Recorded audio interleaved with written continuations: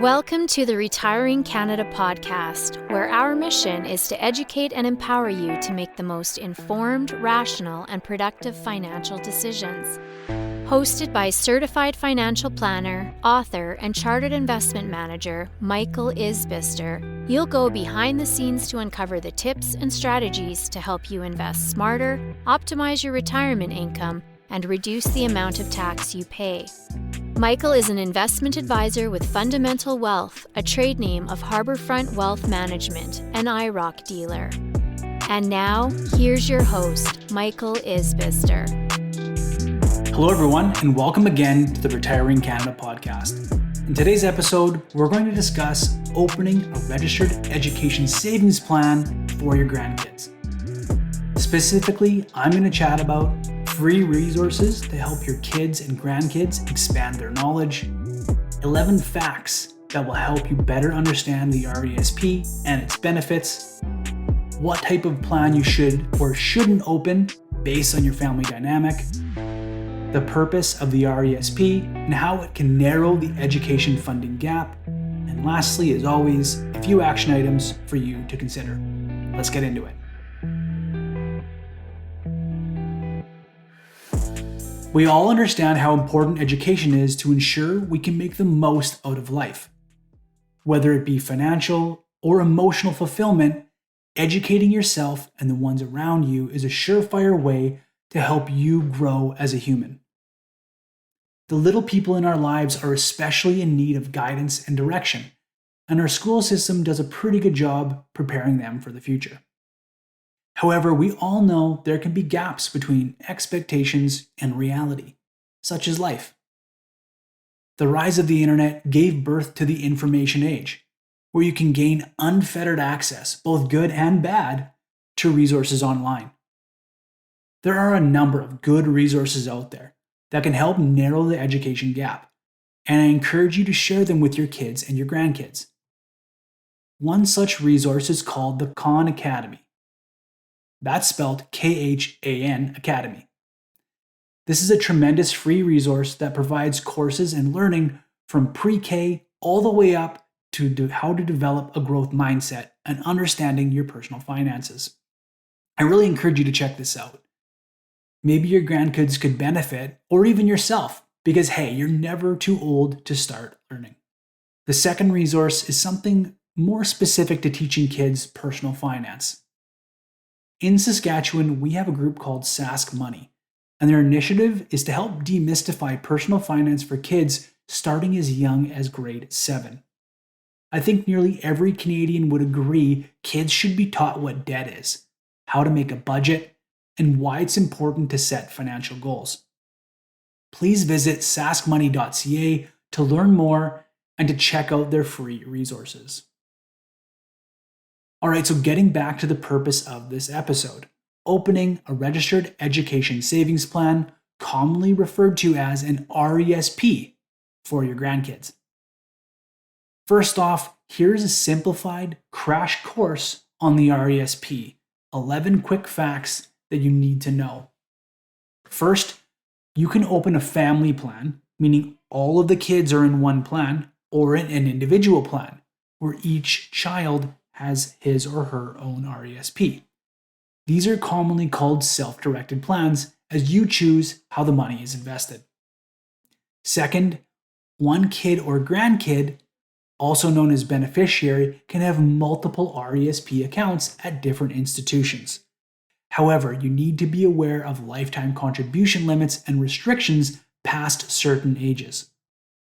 Number 3, when you put money into an RESP, it is eligible to receive the Canadian Education Savings Grant, the CESG, an annual 20% match on the first $2,500 of contribution, or in other words, a guaranteed $500 grant from the government.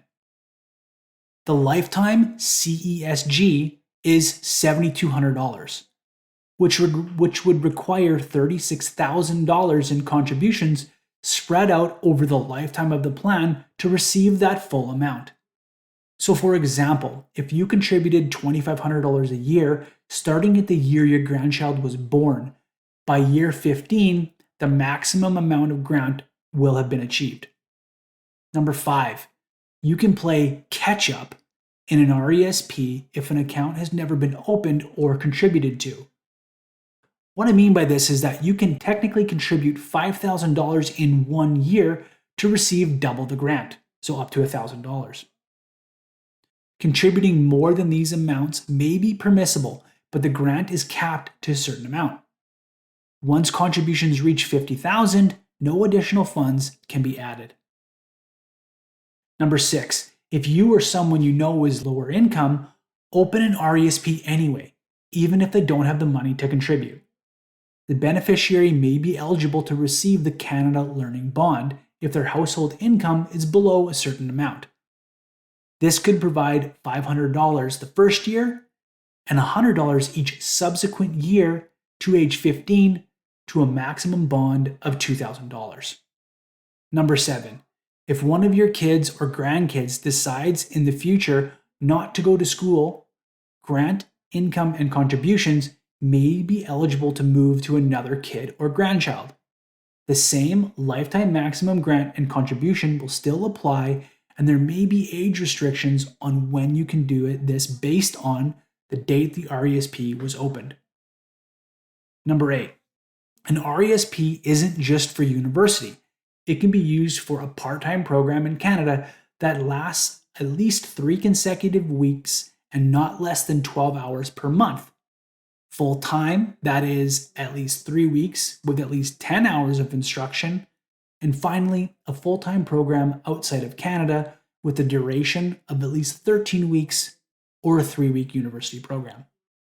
So things like culinary school, alpine school, dance schools, trade schools, and more do qualify as an eligible institution. Number 9, if no kid or grandkid goes to school, the government grant would be completely clawed back. Your contributions would be returned to you tax-free, while the investment income from the RESP would be fully taxable as income to you. This tax can be offset by rolling the investment income into an RRSP if you are under the age of 71. Number 10, with self-directed RESPs, you choose how it's invested. Similar to how you can choose how to invest in your RRSP or TFSA, you have the option to choose how your contributions and the government grant is invested and how much risk to take. So things like GICs, mutual funds, ETFs, stocks, and bonds would be considered qualified investments that can be held in an RESP. Number 11. Lastly, investment growth inside of the RESP is tax deferred, meaning that the money in the account grows tax deferred, compounding while it's in there. When it comes time to withdraw funds for education, you will want to work with a professional to ensure the withdrawals are optimized, as the portion of investment income and grant are taxable to the beneficiary. Now, there are many other nuances and rules that go into withdrawing money, managing taxes, plan termination, choosing investments, and overall management of an RESP, but I won't be covering everything in today's episode. I'm just focusing on the establishment of a plan for a grandchild. Please visit the CRA website by Googling RESP Canada CRA to find out more. All right, now that you have a quick and dirty understanding of the RESP and its benefits, here are your options for gifting money to help your grandchildren's education. First off, you can choose to give your adult children the money with the expectation the funds be put into an RESP. Now, this is by far the simplest solution. You aren't required to complete any paperwork, set up accounts, or choose any investments. If your adult children haven't set up an RESP account yet, encourage them to get one started so your contribution can start. The second option would be to open an individual plan for each of your grandchildren or a family plan that can house all of your current and future grandkids. You need to be careful here if you want to open a family RESP. Although this is the simplest option of the two, grandchildren need to be of blood relation in order to aggregate them into one plan. So for example, If your son has one child from a previous marriage and then becomes common law with a new spouse who brings a child from a previous relationship, you would be unable to group the two children into a family plan as there is no blood relation. The stepchild would need to have been legally adopted by your son in order to be added to a family RESP. Okay, so I'm starting to get into the weeds a bit here, which can happen really quickly with RESPs as they are much more complicated than your RRSP or tax-free savings account. All right, so if we assume all of your grandkids are blood related, opening a family RESP and naming all of the grandkids as beneficiaries is the simplest option to manage in both the short and long term. It houses all the money in one account and allows you to more easily delegate contribution amounts, manage the investment, add new grandbabies, and move grant around to other grandchildren if needed. Now, in order to get this set up, you will need to visit a bank or a wealth advisor like myself to get it established. You will also require some information from your adult children and their signature as they are the parent or legal guardian that is needed to finalize the application. Once set up, you can choose to schedule regular contributions or make lump sum contributions at your convenience. As I mentioned previously, there are certain timelines and contribution amounts you want to be aware of, especially if the beneficiary has an RESP plan established at another institution. With the rising costs of everything these days, education is no different. The average cost of post-secondary education can average between $50,000 and $100,000 depending on the location and whether or not your child or grandchild is living at home or in a residence. This is where the power of compounding and free money from the government can help shorten that gap. So as an example, if you were to contribute $2,000 a year towards your grandchild's RESP the year they were born, to age 18, they would have nearly $75,000 in education funds, assuming a 6% rate of return. Opening an RESP for your grandchild is a great way to compound your gift and ensure that it is used to better their futures by expanding their knowledge and growing their skill set. When I think of my grandparents, I think of fresh bread, root beer floats, picking raspberries in their backyard, and I am so thankful for those memories, far more than any form of inheritance or education funds. Now, in my scenario, my grandparents didn't have the means to help contribute towards my education.